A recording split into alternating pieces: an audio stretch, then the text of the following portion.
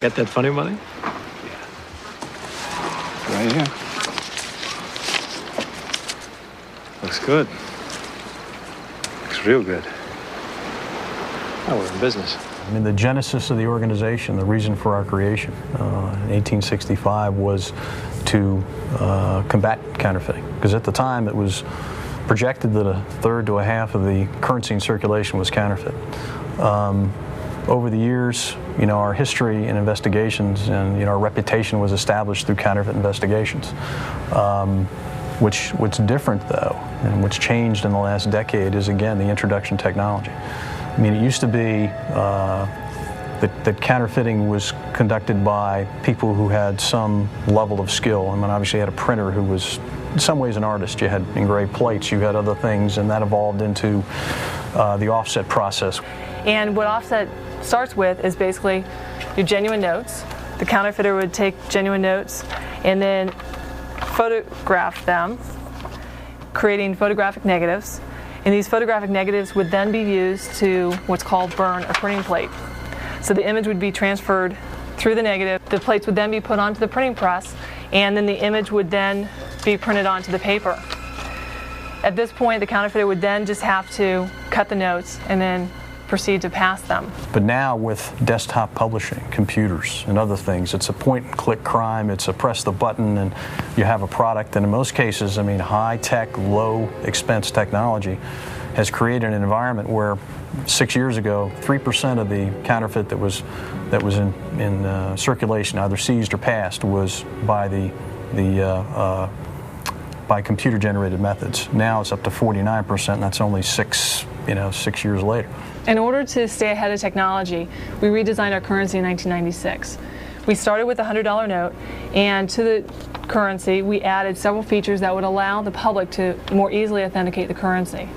One of those features is the watermark that's now present on the right side of each of the notes. A watermark is an image that's within the paper itself, and in our currency it's of the same historical figure as the portrait. And with the counterfeit currency that we see, the majority of which we don't actually even have any kind of simulation of that watermark. So if you compare the genuine to this particular counterfeit, you'll see that there's no watermark at all.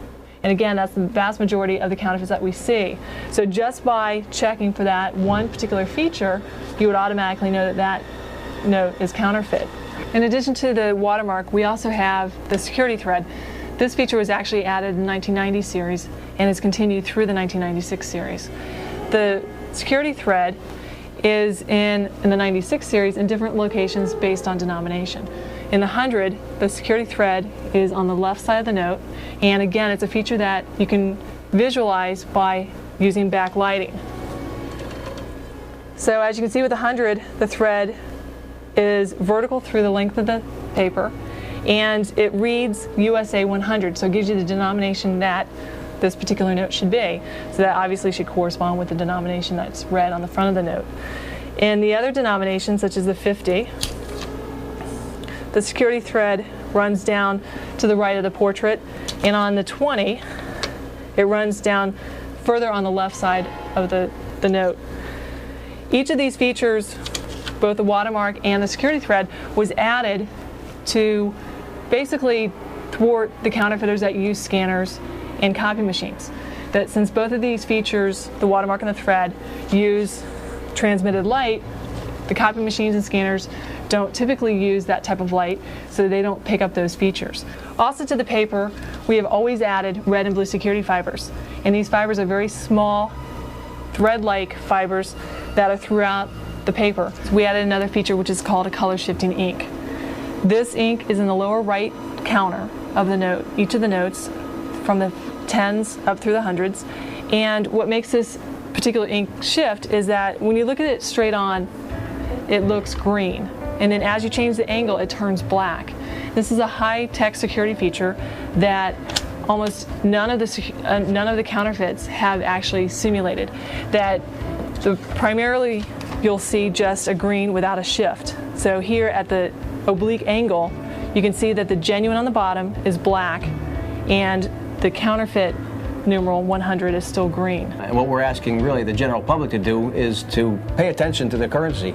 Take a look at some of the security features that were put into the currency in 1996 and really authenticate a bill every time they come into contact with it.